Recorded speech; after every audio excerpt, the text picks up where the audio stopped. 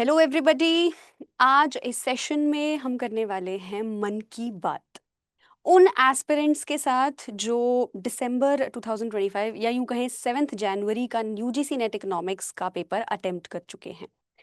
इस सेशन का एजेंडा रहेगा आप तक इंफॉर्मेशन पहुंचाने का कि पेपर एक्चुअली में है क्या, और पेपर का कंटेंट जो है उसके हिसाब से आपको प्रिपरेशन कैसे अलाइन करनी होती है, एंड पेपर कितना एक्सपेक्टेड और कितना अनएक्सपेक्टेड होता है, और आपके लिए क्या इंसाइटफुल सजेशंस हैं जो हो सकते हैं, जो आपके जून 2026 की प्रिपरेशन में आपको हेल्प करने वाले हैं।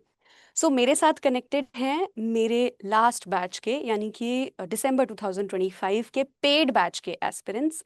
Welcome all of you, very welcome to all of you. And start करते हैं अपना सेशन। सो एक एक करके मैं आपसे कुछ इंपॉर्टेंट क्वेश्चंस पूछने वाली हूँ, एंड मैं चाहती हूँ कि आप में से कुछ स्टूडेंट्स मुझे उन बातों का जवाब दें। ठीक है, आप मुझे आंसर करने के लिए अपना हैंड रेज कर सकते हैं। पहला क्वेश्चन मेरा आपसे ये है कि हमारा जो इस बार का दिसंबर 2025 का अटेम्प्ट था, जैन जैन 7 जनवरी को जो हमारा पेपर हुआ है, उसका जो लेवल है वो आप सभी के हिसाब से कैसा था। और जब आप लेवल के बारे में बताएंगे तो ये ज़रूर बताइएगा कि हमें लेवल इसलिए इजी लगा क्योंकि वो प्रिपेयर्ड था, हमें आता था, पेपर हमारे लिए फेमिलियर था, या इन जनरल जो लेवल है वो आपको इजी लगा है। बताइए। सो यहाँ पर हमारे पास अनय चौधरी हैं। हेलो अनय। अनय चौधरी को अनम्यूट कर दीजिए प्लीज़। हेलो। हेलो अनय, आप अनम्यूट हो गए हो।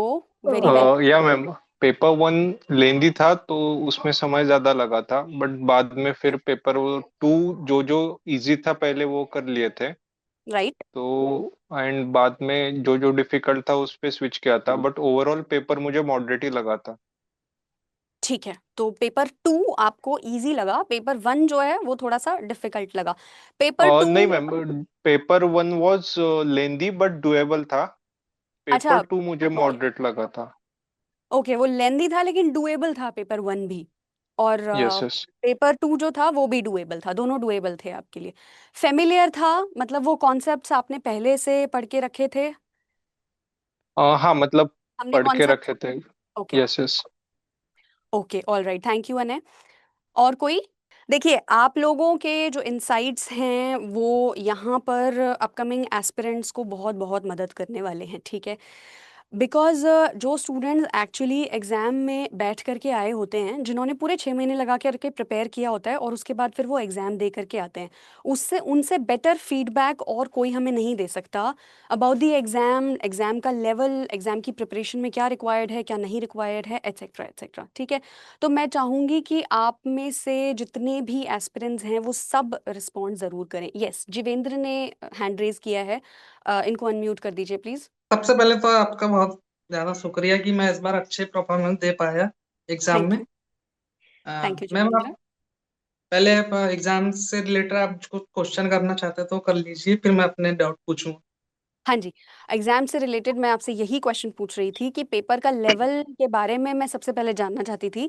तो आपको आपके हिसाब से पेपर का लेवल क्या रहा है, और क्या उसका कारण ये है कि पेपर फेमिलियर था, आपका देखा दिखाए कॉन्सेप्ट्स क्वेश्चंस के फॉर्म में आए हुए थे, या देखे दिखाए हुए बेसिकली आपको पेपर जो है वो फेमिलियर लग रहा था? क्या ऐसा था? क्योंकि अक्सर इजी हमें पेपर तब भी लगता है जब हमने वो किया हुआ हो। इस बारे में थोड़ा सा लाइट डालिए प्लीज। मैम, मुझे ऐसा लगा एग्जाम के बारे में कि हमने थोड़ी जो प्रैक्टिस है ज्यादा डिफिकल्टी लेवल की कर लिए थे, तो हमको ओके। पेपर बहुत इजी लगा दोनों। ठीक है, ओके, तो मतलब हम और- ज्यादा प्रिपेयर्ड थे लेकिन हम्म। उस हिसाब से पेपर हमारा इजी आ गया, ऐसा हुआ है इसमें? हाँ यस मैम, मैंने क्या है पिछले पूरे लास्ट ईयर के पीओक्यू सॉल्व करा। हाँ आठ जी। दस मॉक दिया मैंने, पेपर वन के तो 35-40 दे चुका था मैं। ओके। Okay, very good. तो मुझे ये ऐसा लगा कि थोड़ा इजी लगा मुझे पेपर में, मैंने आपको बताया भी था एग्जाम के बाद। हाँ जी, तो मतलब आपके हिसाब से ये प्रैक्टिस का असर है जो परफॉर्मेंस के अंदर दिखाई दिया है, maximum number of full length mocks और मैक्सिमम नंबर ऑफ क्वेश्चंस, और सारे प्रीवियस ईयर पेपर्स प्रैक्टिस करके, यस राइट? मैम। ठीक है, thank you Jivendra, thank you very much, ये बहुत इंसाइटफुल है बाकी एस्पिरेंट्स के लिए। आप क्या हाँ पूछना चाहते हैं, बताइए। मैम, ये बोल रहा था कि जैसे अभी मेरे तो 200 प्लस मार्क्स हैं।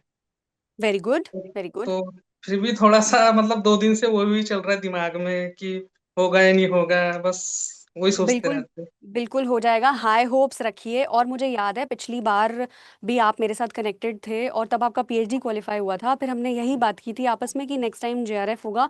और आप पूरी उम्मीद रखिए कि होगा, ठीक है, कुछ भी ऐसा वैसा सोचने की ज़रूरत नहीं है, एक सीधा माइंडसेट, पॉजिटिव माइंडसेट बस। आगे हाँ। का सोचिए अभी। एंड जब तक रिजल्ट नहीं आ जाता, बस अच्छा पॉजिटिव मैनिफेस्ट करना है और हाई होप्स रखनी है, ठीक है। हाँ, मैम एक और डाउट था हाँ जी, बताइए। कि अभी इस टाइम जैसे मेरी एमपी असिस्टेंट प्रोफेसर की वैकेंसी आ चुकी है। ओके। उसका एग्जाम का डेट भी आ गया 2 अगस्त का। तो मुझे अब किस डायरेक्शन में भी चालू करना रखना चाहिए तैयारी, ये पूछ रहा देखिए, आपकी ये जो असिस्टेंट प्रोफेसर के एग्जाम्स होते हैं, सिलेबस मोर और लेस सबका सेम ही है। आप सिर्फ एक चीज़ करिए, धीरे धीरे करके उस एग्जाम के जो प्रीवियस ईयर पेपर्स हैं उनको प्रैक्टिस करना शुरू कर दीजिए, ठीक है। धीरे धीरे करके अपनी स्पीड बनाइए, उसमें प्रैक्टिस में यहाँ भी आपकी हेल्प होगी जैसे इस एग्जाम में हुई थी, okay. Okay ma'am, thank thank you very much Jivendra, thank you. All right, तो हम नेक्स्ट क्वेश्चन पे आगे बढ़ते हैं। फिर हम लोगों ने, आप क्योंकि मेरे पेड बैच स्टूडेंट्स हैं, तो हम लोगों ने नेट के लिए प्रिपेयर किया, ठीक है, 5-6 महीने लगा करके। सो अब ये डायरेक्टली इकोनॉमिक्स, सॉरी, आपके नेट एग्जाम से कनेक्टेड नहीं है, मैं आपसे सब्जेक्ट के बारे में बात कर रही हूँ। इकोनॉमिक्स सब्जेक्ट को पहले के कंपैरिजन में अब आप जो जानते हो उसको लेकर के कितने कॉन्फिडेंट हैं आप, कैसा आपको फील होता है कि अब इस सब्जेक्ट में कितनी मास्टरी आपने हासिल की है, इस पे थोड़ा सा लाइट डालिए प्लीज, जैसे भी आपको लगता है वो आप मेरे साथ शेयर कर सकते हैं, एंड बाकी एस्पिरेंट्स के साथ भी। आप अपना हैंड रेज कर सकते हैं। Hello, yes, hello. Hi Dhananjay. Am I audible? Yes, you Audible. Okay. So, ma'am, after a couple of months studies, I have realized hmm. that जो हमारा thought process है ना, हाँ जी। वो काफ़ी क्लियर हुआ है सब्जेक्ट मैटर को लेकर के, ठीक है? हमारी अंडरस्टैंडिंग सब्जेक्ट को लेकर के काफ़ी क्लियर हुई है। Okay. The way we can think now on the subject matter is completely different from what we could couple of months back. तो वो एक मेजर डिफरेंस आया है। अब हमें अगर खुद से भी प्रैक्टिस करनी हो, अगर कोई बोले कि आपको खुद से स्टडी करनी है और आपको प्रैक्टिस करनी है, तो भी हमारा मुझे लगता है एक लेवल वो अचीव हो गया है, जहाँ से मैं उसको बेटर वे में कर सकता हूँ। ओके। क्लियर कर सकता हूँ। तो as far as subject understanding is concerned, I think we have been better off in these few months. और रहा सवाल, आपने लास्ट क्वेश्चन पूछा था एग्ज़ाम को लेकर के, तो हाँ जी। मुझे लगता है एग्ज़ाम जो है वो ईज़ी टू मॉडरेट कह सकते हैं, ओके। क्योंकि most of the questions were familiar. आपने जैसा बोला कि फ़ैमिलियर था क्या? येस, फ़ैमिलियर था। ओके। बट इट डिपेंड्स कि आपने कैसा परफॉर्म किया। In specially in my case, I have realised that कि ओके। अगर आपकी प्रैक्टिस अच्छी थी तो बहुत बढ़िया, क्योंकि मुझे लगा कि most of the question, in fact I would say more than 90% of the questions were familiar. मुझे ऐसा नहीं लगा कि मैंने इस क्वेश्चन को देखा नहीं है या मेरी अंडरस्टैंडिंग नहीं है इस क्वेश्चन को लेकर के। तो ओके। वो चीज़ पूरी तरह से क्लियर था।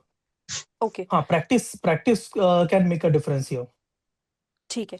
तो धनंजय, जैसा पेपर आया था और आपने जैसे प्रिपेयर किया था, वो दोनों हुँ, चीज़ों को ध्यान में रखते हुए आपको, आप कुछ इंसाइट्स अपने शेयर कर सकते हो कि हमें, मतलब एक तो हम प्रिपरेशन को टाइम देते हैं और दूसरा जो हम राइट। 3 घंटे के लिए वहाँ परफॉर्म करने के लिए जाते हैं, हुँ। तो आप कुछ इंसाइट्स स्टूडेंट्स के साथ शेयर कर सकते हो जो उन्हें करने चाहिए ताकि उनकी परफॉर्मेंस हाँ, अच्छी हो। डेफ़िनेटली, बताइए। डेफ़िनेटली मुझे भी लगा, मुझे खुद के लिए भी ऐसा रियलाइज़ हुआ कि जैसे आप टॉपिक पढ़ा रहे हैं, राइट? तो हाँ आप जी। जो जैसे मैंने थ्योरेटिकल कॉन्सेप्ट क्लियर कर लिया, तो उसके साथ के साथ अगर मैं उसके क्वेश्चन्स भी प्रैक्टिस करता चलूँ, तो ये एक बहुत अच्छी प्रैक्टिस हो जाएगी। मुझे मतलब पर यूनिट वाइज़ अगर मैं प्रैक्टिस करता हूँ रेगुलरली, तो मेरे लिए काफ़ी अच्छा हो जाएगा कि मैं उसके क्वेश्चन्स को डायरेक्टली अटेम्प्ट कर सकता हूँ। अगर मैंने आज एक कॉन्सेप्ट पढ़ा और उससे रिलेटेड क्वेश्चन्स भी कर लिए, तो ओके। मैं उसके पीवाईक्यूज़ उठा करके डायरेक्टली सॉल्व कर सकता हूँ।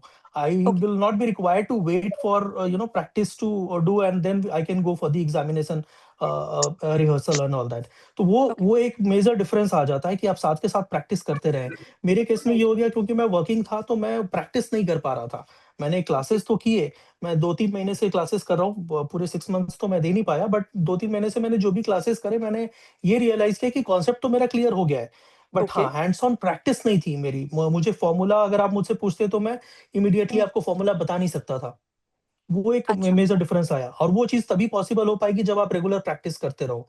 तो वो एक मेजर जो है ना डिफरेंस मुझे लगता है क्रिएट हो सकता है। अगर कोई साथ के साथ प्रैक्टिस करता रहे, पीवाईक्यूज़ सॉल्व करता रहे उस पर्टिकुलर यूनिट के, तो he can have a better understanding and practice of the subject. ठीक है। तो जस्ट लाइक देवेंद्र, आपका भी यही कहना है कि यहाँ पे प्रैक्टिस की एलिमेंट बन जा रहा है, कॉन्सेप्ट नॉलेज वगैरह अगर एग्ज़ैक्टली, हम गेन कर एग्ज़ैक्टली। भी पा रहे हैं तो हाँ। भी प्रैक्टिस इनफ अगर नहीं हम कर रहे हैं तो एग्जाम में परफॉर्मेंस अफेक्ट हो जाती है थोड़ी बहुत उसकी हाँ, वजह ऐसा से। फ़ील हो रहा है कि आपको क्वेश्चन आता है, बट करना कैसे है ये आप जो है ना आपको पता है, अटक मुझे जा रहे हैं हम कहीं वहाँ हाँ, पे। मुझे फ़ॉर्मूला याद नहीं आ रहा है, या फिर कोई एक पर्टिकुलर कॉन्सेप्ट, या फिर मुझे पता था कि हाँ, यहाँ पर मुझे क्या यूज़ करना था, मेथड क्या यूज़ करना था, वो मुझे इमीडिएटली याद नहीं आ रहा है। किया तो है, ओके। सॉल्व भी किया हुआ है, बट ये रिकॉल नहीं हो रहा है। वो एक इश्यू आ रहा था। ठीक है Dhananjay, okay. Let's hope for the best अब आगे आने वाले रिजल्ट के लिए। एंड लेट्स से मैं तो आपके साथ हूँ ही, तो आगे हम और इकोनॉमिक्स को पढ़ते रहेंगे। Thank you very sure much ma'am, Dhananjay. Thank you very thank much. You. बहुत यूज़फुल इंसाइट था ये धनंजय का। एंड अब मूव करते हैं हम नेक्स्ट क्वेश्चन पे। आप क्या एक्सपेक्ट करते हैं कि जो आपका इस बार का अटेम्प्ट था, जैसे स्टूडेंट्स को ये अक्सर प्रॉब्लम रहती है कि अनएक्सपेक्टेड कितना होगा पेपर और एक्सपेक्टेड कितना होगा, मतलब हमें जो चीज़ें लग रही हैं जो हमारे सिलेबस का ही पार्ट है, या चलो अगर सिलेबस में नहीं भी लिखी हैं तो प्रीवियस ईयर पेपर्स को देख करके हमें इतना समझ में आ गया कि इन टॉपिक्स में से भी क्वेश्चंस पूछे जा सकते हैं, तो वो सब चीज़ें तो हम कवर करके चलते हैं जो हमारे सामने लिखी हुई हैं या प्रीवियस ईयर पेपर्स के थ्रू जिन कॉन्सेप्ट्स को हम देख पा रहे हैं कि ये तो आए हैं एग्जाम में। अब कभी कभी जैसे इस बार आपका सोलमन वॉर के ऊपर क्वेश्चन था, ऐसा अनएक्सपेक्टेड हमें पेपर में देखने के लिए मिलता है, ठीक है। सो इस वाले पेपर में आपको क्या लगता है आपका अनएक्सपेक्टेड पार्ट कितना था और एक्सपेक्टेड पार्ट कितना था? और यहाँ पर आप जब इसके बारे में मुझे बताएंगे तो साथ में ये भी बताना, क्योंकि प्रीवियस ईयर पेपर्स भी हमने देखे हुए हैं, तो उन्हें देखते हुए और इस पेपर को देखते हुए जनरली एवरेज बेसिस पे आपको क्या लगता है कि वो अनएक्सपेक्टेड कितना पूछते हैं और आपके देखे दिखाए कॉन्सेप्ट्स उसमें से कितने रहते हैं, कितना परसेंटेज हम दे सकते हैं इस चीज को? एनीबडी? तो ऐसा है, मुझे लगता है ना 85% तक एक्सपेक्टेड क्वेश्चन था, 10 टू 15% क्वेश्चंस ऐसे होते हैं जो अनएक्सपेक्टेड होते हैं। जैसे ओके। आपने अभी एग्जांपल दिया सोलोमन वॉर का, तो उस टाइप के जो क्वेश्चंस थे वो अनएक्सपेक्टेड थे, क्योंकि वो हमने रेफर भी नहीं करा था, और इनफैक्ट प्रीवियस ईयर क्वेश्चंस में भी मुझे इस तरह के क्वेश्चंस दिखे नहीं थे, जो हमने ओके। पीवाईक्यूज़ करे थे। ओके। अब और एक चीज़ और मैंने देखा कि ये नेट एग्ज़ाम का जो पैटर्न है, ये रिपीट नहीं हो रहा है। ओके। लास्ट टाइम एग्ज़ाम का पैटर्न था और यस। अभी जो एग्ज़ाम का पैटर्न है, मैंने पीवाईक्यूज़ किए थे, तो लास्ट टाइम के पैटर्न से ये कंप्लीटली डिफरेंट था। लास्ट टाइम हमारे पास मैथमेटिकल क्वेश्चंस बहुत ज़्यादा थे। Last right. Time right. हमारे पास गेम थ्योरी से काफ़ी सारे क्वेश्चंस थे। राइट। इस बार वो भी नहीं था। तो मतलब यस। अगर हम ये सोच के चलें कि एग्ज़ाम का एक पैटर्न है, फिक्स पैटर्न है, और वो प्रेडिक्टेबल है, नेक्स्ट टाइम भी वो रिपीट होगा, तो ऐसा नहीं है। इस बार राइट। जो क्वेश्चन पेपर था, मुझे लगता है it was more of conceptual. अगर आपका कॉन्सेप्ट क्लियर नहीं है, तो आप अटक जाओगे। आप प्रैक्टिस के बेसिस पे सिर्फ नहीं कर पाओगे, आपको कॉन्सेप्ट भी क्लियर होना बहुत ज़रूरी है। तो ओके। वो मुझे लगा कि एक मेजर डिफरेंस था इस बार के एग्ज़ामिनेशन में। Last time it was more of mathematical, अगर आपका मैथमेटिकल नहीं है तो आप नहीं कर पाओगे। इस बार ये है कि आपका थ्योरी का भी कॉन्सेप्ट पूरा क्लियर होना चाहिए। जो आप वन लाइनर क्वेश्चंस करवा रहे थे, that okay. Was more useful in these kind of situations. Right. Right. Right. Yes, ये चीज़ मैंने भी ऑब्जर्व की है कि पेपर जब भी आता है तो एवरी 6 मंथ्स के बाद वो लोग पेपर पैटर्न कभी भी एक्सपेक्टेड नहीं देते। क्वेश्चंस और हुँ, कॉन्सेप्ट्स एक्सपेक्टेड होते हैं, हमने एक्सपेक्ट किए हुए होते हैं, लेकिन असर्शन रीजन ज़्यादा आएंगे या मैच द फॉलोइंग ज़्यादा होंगे, कौन से टाइप के क्वेश्चन ज़्यादा होंगे, मैथमेटिकल ज़्यादा होगा या थ्योरेटिकल ज़्यादा होगा, और या फिर आपका कौन सी यूनिट का वेटेज ज़्यादा रहता है और कौन सा कम, ये भी एग्ज़ैक्टली, चेंज करते रहते हैं एनटीए। एग्ज़ैक्टली, बिल्कुल। तो इसको एक्सपेक्ट नहीं कर सकते, तो इसका सॉल्यूशन ये है कि हम अपने सिलेबस और पूरे प्रीवियस ईयर पेपर्स को बराबर इंपॉर्टेंस दें, हम हर थोड़ा चीज़ को वेटेज बराबर और ट्रैक इक्वल करें। वेटेज देना इम्पोर्टेंट है। इक्वल इंपॉर्टेंस देना ज़रूरी है ताकि हुँ, फिर उसके बाद कोई भी चीज़ ज़्यादा आ जाती है तो उसके साथ डील करने के लिए हम रेडी रहें, right? Am I audible? Yes Shalini, you're audible. Welcome. Thank you, ma'am. Welcome, actually बताइए। आपने जो क्वेश्चन पूछा उसके रिगार्डिंग तो मेरा क्वेश्चन नहीं है, मेरे अलग क्वेश्चंस हैं। एक्चुअली अभी मैं मास्टर्स के 4th सेमेस्टर में हूँ और आप मास्टर्स के 4th सेमेस्टर में हैं, ओके। अभी आई हूँ मैं 4th सेमेस्टर में। और मेरे ये क्वेश्चन है कि अ, जैसा कि इकोनॉमिक्स ऐसा सब्जेक्ट है इसमें मैथ्स में पकड़ अच्छी होनी चाहिए यस, ताकि हम क्वालिफाई कर सकें या जेआरएफ क्वालिफाई कर सके। यस, और प्रॉब्लम मेरी यहाँ पे है कि मेरा मैथ्स थोड़ा थोड़ा नहीं बहुत वीक है ओके, ठीक है। और मुझे इसके लिए गाइडेंस चाहिए। और जैसा कि मैं 4th सेमेस्टर में हूँ अभी, तो मुझे टाइम मैनेजमेंट में थोड़ा इशू होता है।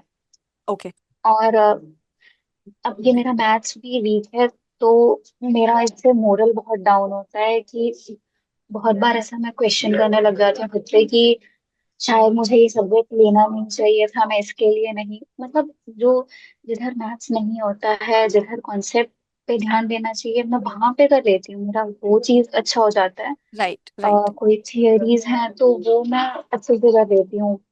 हम्म। पर जहाँ मैथ्स वाला आता है उधर मेरा थोड़ा सा ठीक नहीं रहता है। इसके ओके, रिगार्डिंग मुझे गाइडेंस चाहिए। तो इसका सॉल्यूशन काफ़ी काफ़ी वैसे तो सिंपल है शालिनी, बट आपको कंसिस्टेंट इसमें एफर्ट लगाने की ज़रूरत पड़ेगी। कैसे? कॉन्सेप्ट आप एक बार समझ लेते हो, जैसे मेरा ये एक्सपीरियंस ही है मैथ्स के बारे में, जो आपके मैथमेटिकल फॉर्मूलाज होते हैं, क्वेश्चंस होते हैं। आप एक बार ही तरीका तो सीख लेते हैं, हर चीज़ के फॉर्मूलाज एंड जो कॉन्सेप्ट है उसको समझ लेते हो, एंड उसके बाद आपको क्वेश्चन सॉल्व करना तब आ पाता है जब आपने उस कॉन्सेप्ट के एटलीस्ट 10 to 15 क्वेश्चन सॉल्व करे हों। और थ्योरी जैसा ये नहीं है, जैसे फॉर्मूलाज या कॉन्सेप्ट अगर हमने समझ लिया तो अकेले वो आपके लिए 0% बेनिफिशियल होता है। आप ये नहीं मान सकते कि उसके थ्रू आप एग्जाम में क्वेश्चन सॉल्व कर पाओगे। थ्योरी वाली चीज़ों में एक बार को फिर भी ये हम कह सकते हैं, बट मैथमेटिकल कॉन्सेप्ट्स के लिए तो एक चीज़ यहाँ पे रेलेवेंट होती है, और वो सिर्फ और सिर्फ प्रैक्टिस है। अब जैसे कि आप मास्टर्स के स्टूडेंट हो, तो आप अगर अपने लिए 1-2 घंटे का टाइम निकाल सकते हैं, तो आपको अभी जैसे आपका जून वाला अटेम्प्ट है, ठीक है, तो आपके लिए उसके लिए आपके पास एनफ टाइम है। तो आप क्या कर सकते हैं, हर दिन 1 घंटा आप दे सकते हैं। कोई भी एक कॉन्सेप्ट आपने पढ़ा, जैसे आपने सेट्स पढ़ा, अब उसके बाद आप सेट्स के क्वेश्चन सॉल्व करिए। सो वैसे बहुत ही यूजुअल सी एडवाइस है ये, लेकिन यही एक्चुअली में काम आती है। आपको ज़्यादा से ज़्यादा प्रैक्टिस करनी पड़ेगी, और ऐसा नहीं है कि वो प्रैक्टिस आपको एकदम से करनी है। आप चाहो तो उस 1 घंटे में 2 या 3 क्वेश्चंस भी अगर सॉल्व कर पा रहे हो तो इट इज़ फाइन। शुरू शुरू में ज़रूरी ये है कि आपसे क्वेश्चन सॉल्व हो जाए, क्योंकि कभी कभी हमें ये भी लगता है कि इतना टाइम लग जाता है हमें एक ही क्वेश्चन सॉल्व करने में, ऐसे कैसे वर्क करेगा हमारे लिए। तो उसमें स्टार्टिंग में कोई प्रॉब्लम नहीं है, आप आराम से 1 घंटे में 2 या 3 क्वेश्चंस भी अगर सॉल्व करते हो तो चल जाएगा। ज़रूरी बस ये है कि आपसे शुरू में क्वेश्चन सॉल्व हो जाए, ठीक है। जैसे जैसे आप प्रैक्टिस में आगे बढ़ते जाओगे, आपकी स्पीड क्वेश्चन को सॉल्व करने की अपने आप इम्प्रूव होती जाएगी। जैसे कहते हैं कि practice makes the man perfect, maths के अंदर वही चीज़ है। आप जितने ज़्यादा क्वेश्चंस प्रैक्टिस करोगे उतना ज़्यादा बेटर होगे। और मैथ्स के बारे में जनरली ये नोशन भी होता है सभी का कि जिन्हें लगता है उनका वीक है, फिर वो उस चीज़ से बाहर निकल नहीं पाते हैं, बिकॉज उन्हें लगता है उनका मैथमेटिकल और एनालिटिकल पार्ट जो है वो कमज़ोर ही है। तो इसके लिए हमें क्या करना चाहिए, पहले तो सबसे पहले अपने आप को ये आपको समझाना पड़ेगा, बोलना पड़ेगा कि प्रैक्टिस से किया जा सकता है। बिकॉज मैं खुद भी एक ऐसे एस्पिरेंट हूँ जिसको बहुत पहले स्कूल टाइम में मैथ्स पे कॉन्फिडेंस नहीं था, लेकिन बाद में जब मैंने देखा कि धीरे धीरे करके कॉन्सेप्ट को समझ के, चाहे स्लोली ही, धीरे ही, लेकिन क्वेश्चन सॉल्व हो जाता है मुझसे। जैसे एक क्वेश्चन आपसे सॉल्व होगा ना, आपका कॉन्फिडेंस बिल्ड होना शुरू हो जाएगा, और बस उसी कॉन्फिडेंस की आपको ज़रूरत है। तो 1 या 2 करिए, एक चैप्टर में से, लेकिन एक दिन आपको क्वेश्चन सॉल्व करने पे हर रोज आपको 1 घंटा 1.5 घंटा लगाना ही है। आप देखोगे कि जब एग्जाम टाइम आएगा तब तक आप कॉन्फिडेंट फील कर रहे होगे मैथ्स को सॉल्व करने में। एंड रेस्ट मैं तो आपके साथ हूँ ही, आपको हेल्प करने के लिए, गाइड करने के लिए, मेंटोर करने के लिए, सब कुछ के लिए। तो हम लोगों के बैच में मैथमेटिकल इकोनॉमिक्स का भी यूनिट होता है, उसमें इटसेल्फ ही हम इंश्योर करेंगे कि हम ज़्यादा से ज़्यादा प्रैक्टिस करें। मैथमेटिकल में सिर्फ ज़्यादा से ज़्यादा प्रैक्टिस की ज़रूरत होती है, and statistics and econometrics also. तो दैट वे वो आपके लिए काम कर सकता है, ठीक है। ओके, सो अभी जितने भी एस्पिरेंट्स मेरे साथ हैं कनेक्टेड, सभी से मैं बस लास्ट क्वेश्चन ये पूछना चाहूँगी कि व्हाट नेक्स्ट आपके आगे की क्या प्लान्स हैं, क्या सोच रहे हैं आप? Yes yes it is clear, बताइए। Okay, okay. सो मैं ये कह रहा था कि मैंने अभी पीएचडी के लिए अप्लाई करना स्टार्ट कर दिया है और ओके साइड बाय साइड मैं इसके लिए भी एक बार प्रिपेयर भी करूँगा और मैं जून वाला भी एग्ज़ाम दूँगा। ओके तो मेरा तो प्लान यही है कि एक बार फिर से मैं अब now that I know what are the requirements और मेरी वीकनेसेस क्या हैं, तो आई कैन वर्क बेटर। तो एक बार मैं इसको दोबारा से देना चाहूँगा और साथ के साथ मैं पीएचडी के लिए भी अपना ट्राई कर रहा हूँ, so that if I get admission somewhere तो फिर मैं उसके अकॉर्डिंग भी इसको आगे परस्यू करूँगा। ओके सो प्लान ये है कि नेक्स्ट अटेम्प्ट के लिए भी प्रिपेयर करेंगे आप और पीएचडी में भी एनरोल करेंगे साथ के साथ। हाँ, गुड हाँ, प्लान धनंजय, करेक्ट। हमें दोनों ही ऑप्शंस ओपन रखने हैं। अगर हमारा जेआरएफ क्वालिफाई हो जाता है तो स्कॉलरशिप आपको अपने आप आने लगेगी आपके पीएचडी के लिए और आपका टाइम भी इसमें वेस्ट नहीं होगा। Very good approach, good. I will be waiting for the book जो आप सुबह में डिस्कस कर रही थी। यस धनंजय, सो वो प्लान में है। जो प्रीवियस ईयर पेपर्स हैं वो हमें बड़े इस फॉर्म में मिलते हैं कि वो मिक्स्ड हैं, वो पूरे के पूरे एग्ज़ैक्टली। 100 क्वेश्चंस एक जगह पे है और प्लस हमें सिर्फ आंसर्स की मिलती है उसकी। तो ये प्लान है, आप लोगों के प्रीवियस ईयर पेपर्स की बुक आने वाली है बहुत जल्द, ठीक है? उसका डेडलाइन मैं बहुत जल्दी आप मतलब टाइमलाइन में बहुत जल्दी आपके साथ शेयर कर दूंगी। तो उसमें आपके यूनिट वाइज सेग्रीगेट कर दिए जाएंगे क्वेश्चंस जो हैं और करेक्ट आंसर्स के साथ आपको सॉल्यूशंस प्रोवाइड करके दे दिए जाएंगे। ये आपके लिए वर्क करेगा काफ़ी बेटर वे में प्रीवियस ईयर पेपर्स के कंपैरिजन में। तो stay tuned for that, sure. जल्दी ही थैंक आ यू। जाएगी। ओके एवरीबॉडी, तो इन स्टूडेंट्स के साथ हमने कनेक्ट किया और बात किया। सभी पेड बैच एस्पिरेंट्स हैं और सब इस बार नेट का अटेम्प्ट जो हैं वो दे करके आए हैं, ठीक है?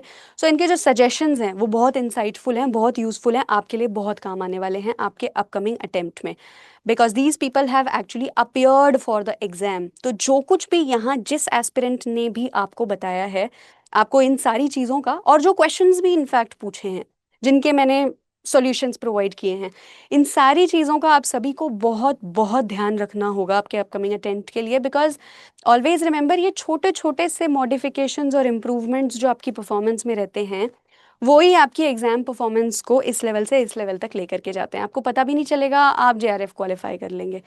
नाउ मेरे सारे पेड बैच एस्पिरेंट्स को जो लाइव भी हैं, मेरे साथ कनेक्टेड भी हैं, मेरी तरफ से I wish you very very good luck. And जो सिर्फ और सिर्फ पिछले बैच के लिए मेरे साथ थे, जिनकी वैलिडिटी एक्सपायर हो गई है, उनको मैं ये बोलना चाहूँगी कि हम अभी भी कनेक्टेड हैं, ठीक है? और यूट्यूब के ऊपर तो हम हमेशा ही कनेक्टेड रहेंगे। आप किसी भी चीज़ के लिए मुझे कंसल्ट कर सकते हैं और कोई भी हेल्प अगर आपको चाहिए, you can reach out to me. I am going to be always there for you. All right, okay, thank you very much everybody. Session को लाइव अटेंड करने के लिए आप सभी का बहुत बहुत थैंक यू है मेरी तरफ से। Bye bye, take care and good luck to all my dear aspirants.